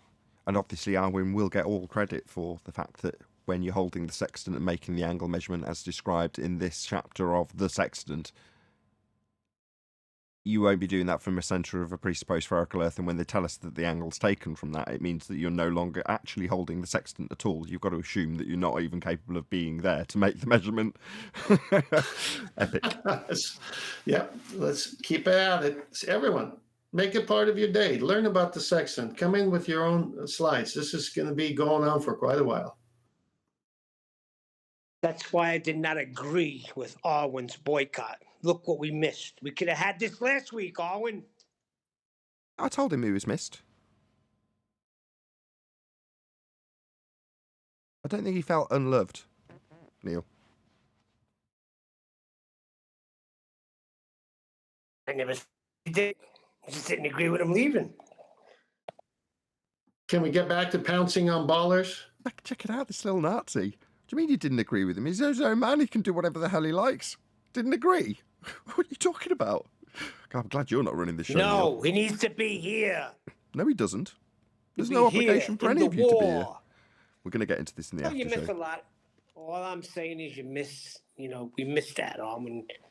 Missed it last week. Could have had this information last week. There's certain things that Arwen gets that nobody else gets.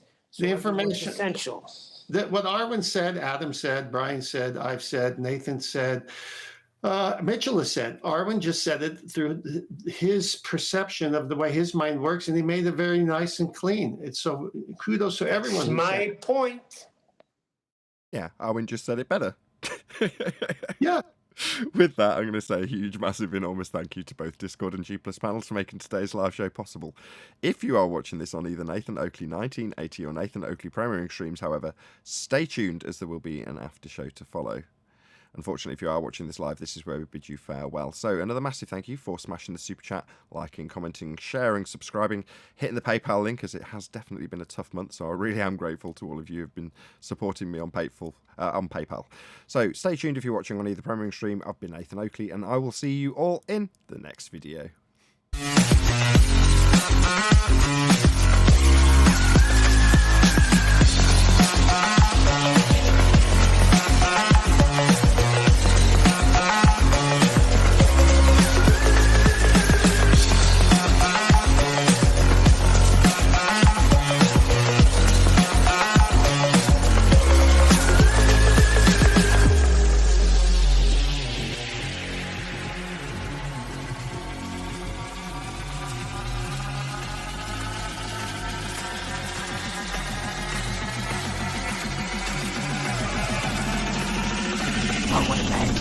What a lovely day!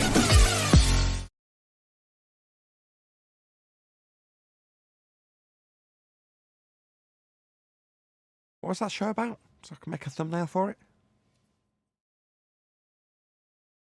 Something about you can't do something from the center of the earth would be a good one. I'll do. Journey to the centre of the earth. That'll do.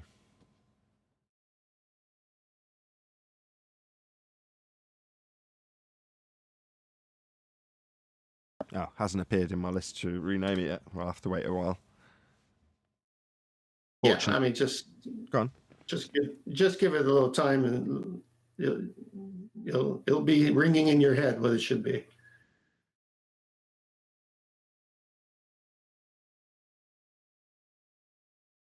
Oh, and getting so much props has obviously killed the conversation completely from furious people who've actually done work on the sextant. No, I don't care who gets the props. I just want the truth to come out. That's why I said everyone get on this. Use it, share it, do it. Sure, but you appreciate Arwen should get the most props, right? Well, some people need that. Yeah. I don't Right. need it. Like Neil. The recognition is awaiting you. Shut up. I don't need shit. That's why I don't need to be a ball buster. I don't need no recognition. I am a ball buster. Fucking A. I thought that was the case with Neil, but that's the only reason I was highlighting it, because officially you're not. But I didn't know that, and I didn't know that was the case for Brian. So when QE was like, should we make Brian a ballbuster? I'm like, what are you on about? I thought he was anyway. Same goes for you, Neil. That's the same principle, right?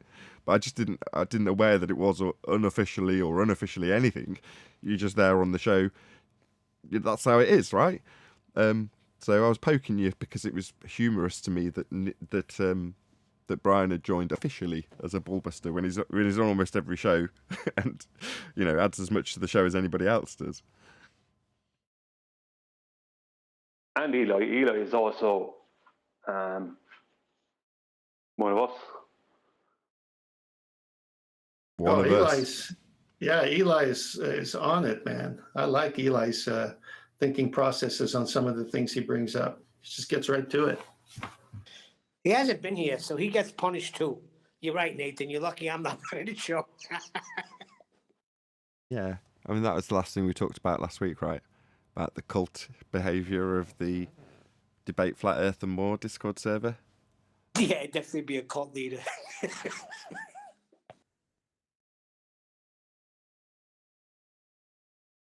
There's no obligation to anybody, really.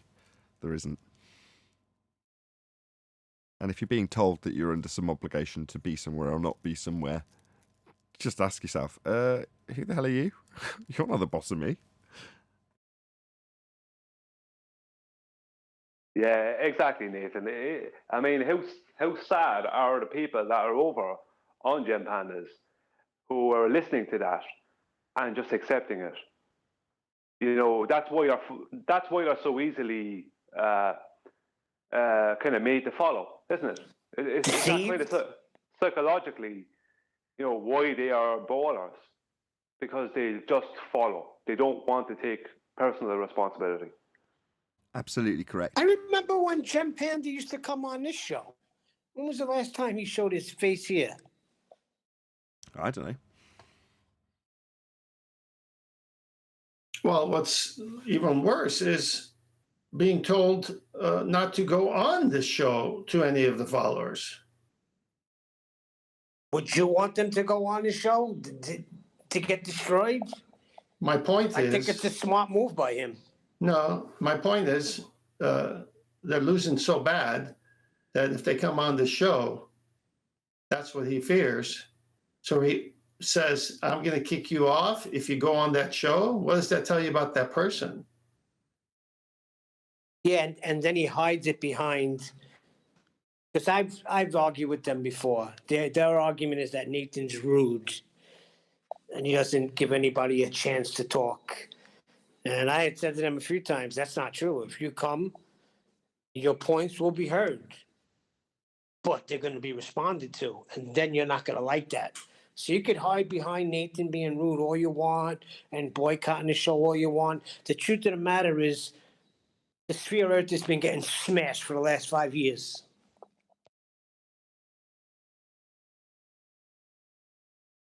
Nathan, I'm going to post two black and white slides. This is very interesting. Brings us back to Wolfie's orange. Tell me when you got and which one you see first. Illustration of azimuth. Okay.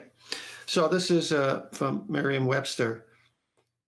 What you notice here is the flat plane. That is flat as flat where the two lines meet there.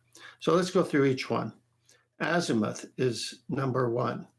Okay. One horizon. Two zenith. That's above the observer zenith. 3 star, which has its own zenith, by the way. And they got this in a reverse right angle here. Because the star has a zenith directly over the Earth somewhere in the GP. They're not showing that. 4 is the meridian. Okay, that's part of that great circle. 5, vertical circle. Okay, another meridian where the sun is. 6 is the azimuth, direction from north, starting at 0, clockwise. That's your bearing to the sun. 7 is the observer. So what you notice here is that once you get a sighting of a sun on its meridian, then you've got an angle that needs a flat baseline. Everyone see this? Everyone in the audience can. Okay, let's go to the next slide.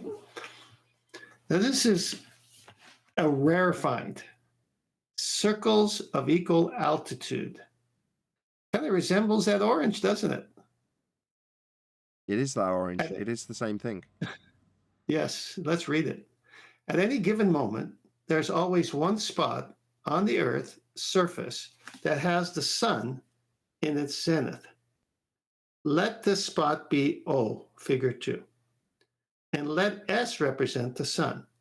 Then that hemisphere of the Earth which has O as its pole is illuminated by the sun, while the other hemisphere is dark, and the boundary between the two, the great circle CCC, basically the equator, is called the circle of illumination. First time I saw that. Now, if small circles are drawn on the Earth's surface parallel to the circle of illumination, it is evident that the altitude of the sun will be the same at each point of any such circle. In other words, observers stationed at the points A along the first circle will get the same altitude of the sun. There's your first circle of equal altitude. If measured simultaneously, the same result will be obtained by observers stationed at points B along the second circle, although the altitudes observed on that circle will be less than those observed on the first circle, because they're further away and the sun is lower to the horizon, obviously, because the sun is farther away from their zenith. And then the observers at point C, the sun will be on, and I didn't post the rest of it. But basically right here is them doing another hoodwink on people. Because if you go to the slides that we showed in the show of the right angle, it can't work on this. They're saying that that second hemisphere you can't see, so they're presuming they're on the ball and are. And they can't have any right angles to any of these circle of equal altitudes. And so here, it's the first time I ever saw them say it's a circle of illumination. But when you contrast this with the previous slide of how you use an azimuth, notice the right angle there. Notice it would be missing in the second slide. So it's contradiction after contradiction. I hope everyone could see it. Excellent.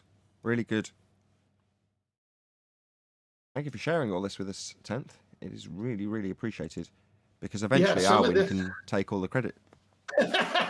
No, there's so much. This is a whole study in itself, and these are little gems here. So that's in this file, and then I've got I can't let it out of the bag, but there's a bunch of these, to where there's going to be so much corroborating evidence that if you break this whole celestial navigation with the sextant and all the books that have been written, and you contrast it with how the tool works and how the tool could only work, everything else is shameful and contradictory, and the tool stands out at the end as the winner. The sextant can never work on a curved surface.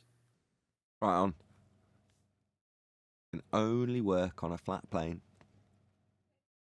Hey QE, can you hear us?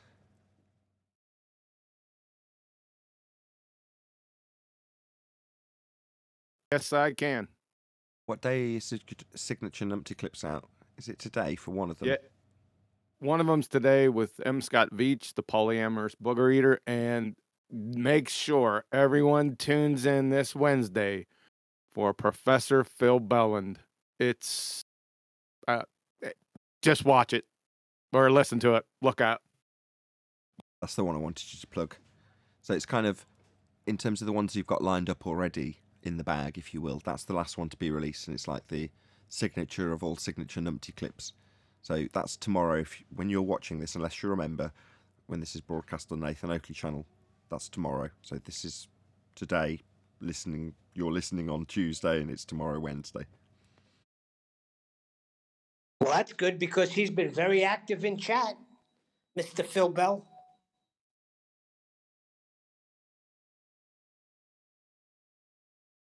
I listened to the Jim Panda one you released recently because somebody mentioned that Jim Panda has outlawed people from entering into Nathan's show from his Discord server. Oh, poor baby. I noticed you were here while we were discussing that last week, Huey. You didn't pipe up much about it, but yeah, that's my attitude. Oh, bless. Oh. Oh, speaking of which, we had Bobberoonie in chat earlier. He is chat skanking in here, so I quickly ended him. Hey, Bobberoonie, when you figure out what a circle is, then come back. Until then, don't show up. Clown. Circles don't have radii.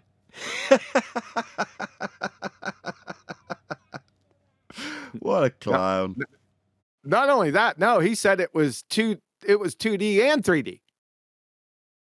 The circle. Circle's 3D to him. It's a part of a sphere. So when you figure out what a circle is, come on back, you dumbass. Then we'll deal with you then. Till then, don't show up. Because I'm going to pound on you. Might have Clown. to pull rank on you. What?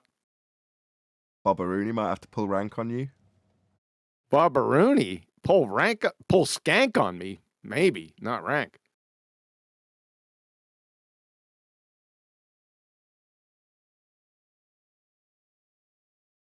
You're both civilians now, all right? Say again? Nothing. I was just trying to fill the dead air, really. Go ahead, Brian. Yeah, He's an officer. I think the full claim from their side is if we add all the claims if I add the claims together that I've heard from different members of their faculty, is that a circle doesn't have a radii, and if it does, it's a curved line. That's the full of it. If you add all our claims together, that's what it is. Yeah, the measurement requires a semi-chord, otherwise known as a radius, of a circle that's been chopped off what they assume to be the top surface, which won't give them a radii because it's a bent line. So they don't have a radii unless they dissect a sphere, and that's not how sextants work. It's ludicrous, but yeah. But I was told by more than one person when I went into Wolfie's video when he had the orange with the glass, with the placing the glass on the orange video that Tent was talking about. I was told by more than one person, and it was backed up by several people in there, that a straight line on a globe, is a curved line, and that the radius then is a curved line to a 2D circle. Yeah, that might well be the case in their fundamentalist religious sphere belief. In geometry, it's definitely not the case. There's no such thing as a straight line on a globe. Only through a globe, not on a globe. Yeah, that's admission of defeat. So you can't use this tool then.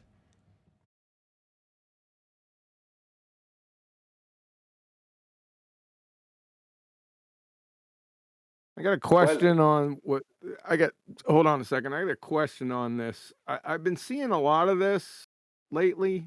What is the significance of the line going through Stick Bob's ass up to his zenith? What's the significance here? Does the sextant do that? It's their bait and switch. So they take your angle measurement from the surface and reposition it down to the center of a presupposed spherical Earth. It's what you must do with your sextant. Shove it through your ass and down through the center of a sphere Earth to the middle point. I'm looking at Tent's drawing or diagram here in Master B, and I have a problem with the Jacoby. I don't know what his name was, Jacoby, or what was his name? Harold Jacoby. Jacoby. Yeah, he makes a reference to his zenith also above his head. Does the sextant give your zenith above your head? You can derive it if you point the sextant at the horizon and utilize the horizon mirror, but no. Well, this is why you find all these things within their verbiage. For example, where you are, that is, and directly above you to the surface of the earth, not the center, straight up, that's your zenith. Where the sun is, that's the sun's zenith over a plane. So you got two vertical lines representing two different zeniths. One of the observer, they got it going to the center, which it doesn't happen. And then the other, the sun, they got that going to the center on an angle because the sphere in their model is curved. But in reality, it's both of them are vertical over a plane. So they're just playing around with what the zenith is.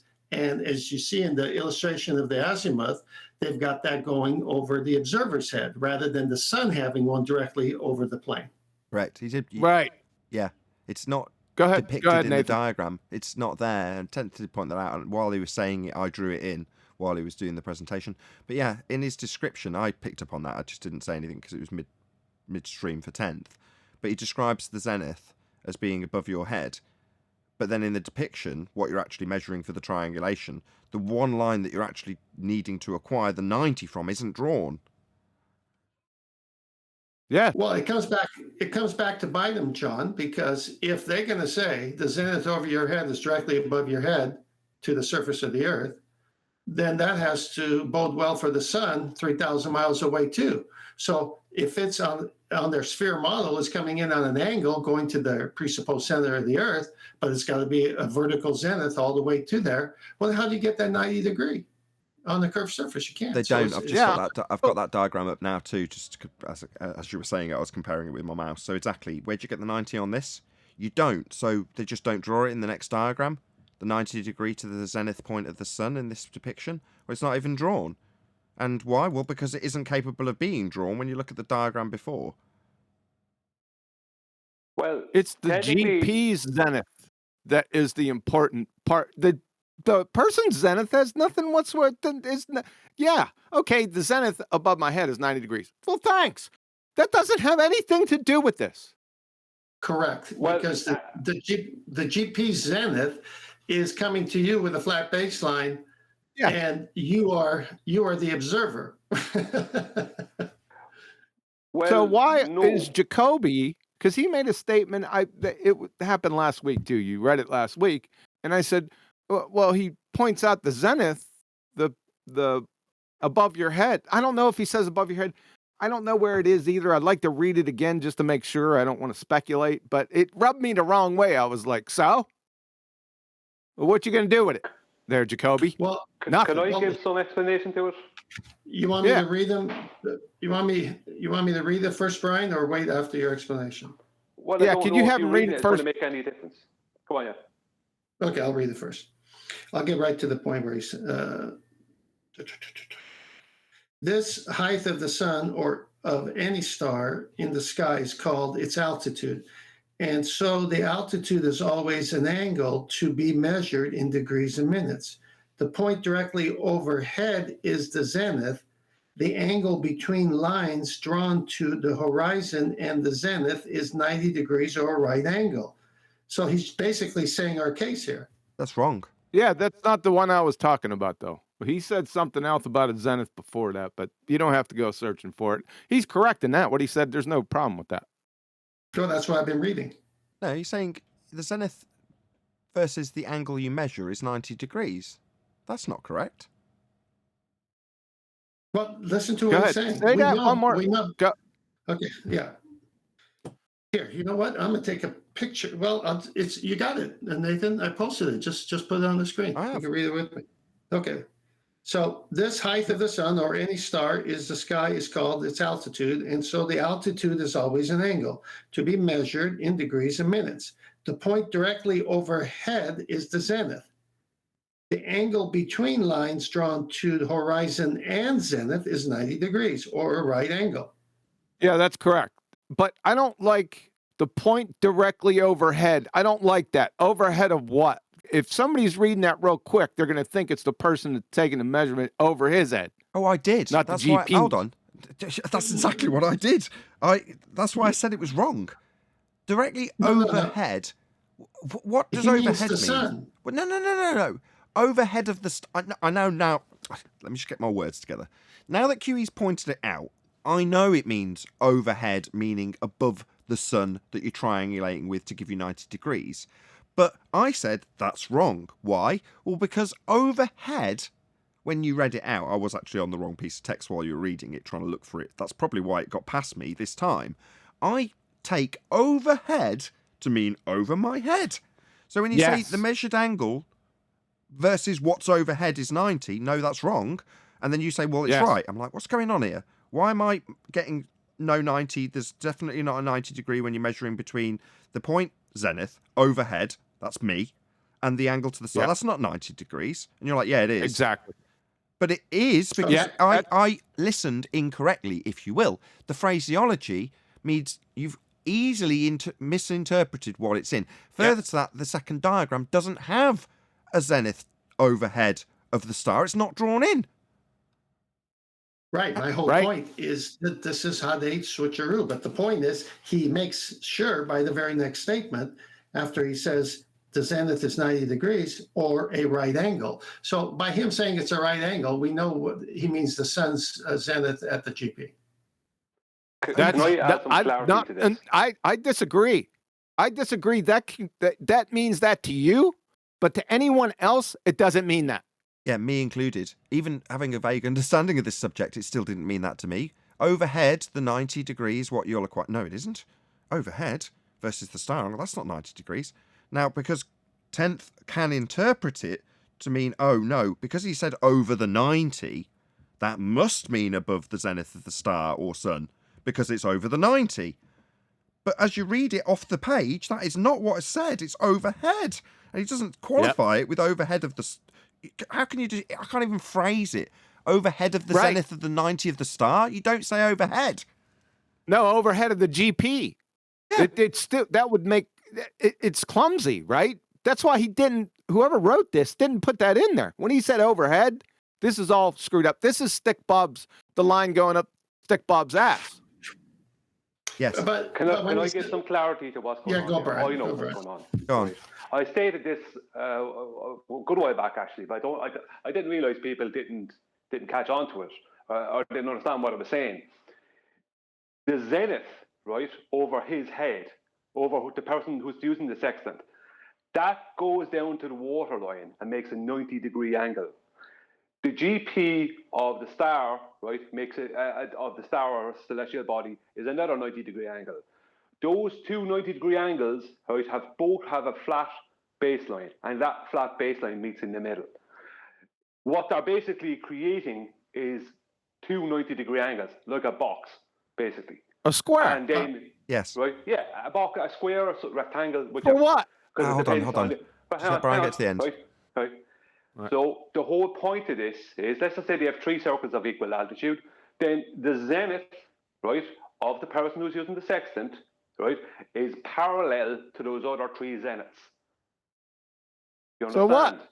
You're correct, but he's not Why detailing do you need the dip one correction. over your head? He's not detailing dip correction in this particular paragraph, though, Brian. So while you're correct and you're creating a box, and the reason you can describe 90 to your zenith is because you're going to correct to get it to the flat plane, i.e. two 90s, one below the GP, one below your feet because you're above the water. And you're right, absolutely correct. But in this instance, it's not describing the second 90, it's describing the one above the 90 degrees that's being triangulated. That is definitely above the GP of the star or sun. But he's used the phraseology overhead and zenith. Well, when I hear zenith and overhead, I think of my position. I'm not going to suddenly move to, well, oh yeah, he's describing that because later in paragraph 7, he's going to detail how you dip correct. No, that's not what's being described. May I insert something? This is literally, 1 second, Tent. This is literally a case of all these people can't square the circle.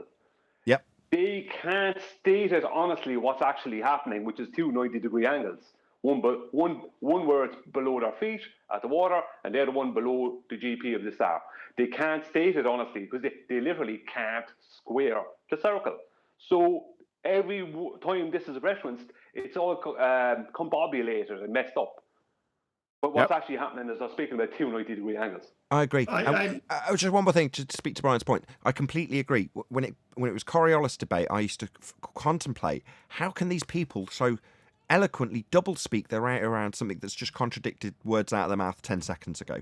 And it's because, as you put it, they can't square the circle in this instance. So they're going to contradict themselves, even if they're not trying to, and they're actually trying to give a really good explanation. They wind up contradicting themselves because they can't square the circle. They need a flat, straight baseline, and they need 90 degree at your zenith, above your head, overhead, as well as below the GP of the star to make it a geometric triangle measurement in the first instance. But ultimately speaking, if you're trying to square the circle of being on a sphere, and you're describing as depicted on screen now for the audience, you haven't got any reciprocating angles from the star to its various positions when you're triangulating it over time. None of them will give you 90 degrees. But if you're trying to fathom that and detail it, you're going to describe your own zenith giving you the 90 degree in convoluted explanation. Discombobulated, as you put it. If I may, being entrenched in this, I get it because I'm reading it all the time. The reason they don't ever do the zenith overhead of the observer is because it's very difficult because you got nothing to contrast it with. That's why they use the horizon mirror to get the flat horizon to get the sun's zenith to GP. So they even say in their writing that if it was possible to know how to get your zenith precisely over you to the center of the presupposed Earth, they'd be doing it, but they can't. So they resort to the horizon. So the horizon is what does it for them. So you got to shoot it at the horizon. There's no way to know where that vertical over your head is if it's just one line you're working with. But when you use the horizon with the sextant, you're able to get that right angle. And I think since the book was written in 1918, overhead to this guy is basically proving a right angle. So how would you get a right angle with a sextant? Say, You see, one side. Go on, Brian. I said, Okay, go on. I was going to say to get this guy on the horn, but obviously he's dead. Yeah, we're not going to be digging this guy up. Go ahead, Brian. You can have the last word. Yeah, 2 points to make, and you'll really like the second one. The first one is their zenith, right, is bringing, obviously, the angle down to the center of their pre-assumed globe. But then they're only working with 190 degree because they don't have a second 90 degree then. In reality, they need two 90 degrees for it to do what we're talking about. So they bring it to the center of the globe, and that means they're only using 190 degree, which is the center, right? They're using a straight line out from the center and a straight line from above their head straight down, blah, blah, blah. But this is the problem. Right, even within that nonsense that they're doing there, any time that any measurement, right, to a GP is more than 4,000 miles, then they can't use that on their globe because they don't have a radius that's bigger than 4,000 miles. Do you understand what I mean? Yeah, once the area of equal altitude goes beyond a certain point, it defies the radial value of the sphere in the first place. In other words, it wouldn't be plottable. Yeah, well, I mean, they can use the center of the Earth. They can try and pretend to the center of their globe all they want. In the end of the day, once it goes over 4,000 miles, they can't use it anymore because they don't have a radius that's bigger than that. Right. With that, I'm going to say another massive, huge, enormous thank you to both Discord and G+ panels for making today's after show possible. And of course, a massive thank you to all of you for tuning in on either Nathan Oakley 1980 or Nathan Oakley premiering streams, hopefully smashing the super chat, liking, commenting, sharing, subscribing, and hopefully hitting the PayPal link, as it's been a difficult month. So really big appreciation to all of you. Smash the PayPal link. I've been Nathan Oakley, and I will see you all in the next video.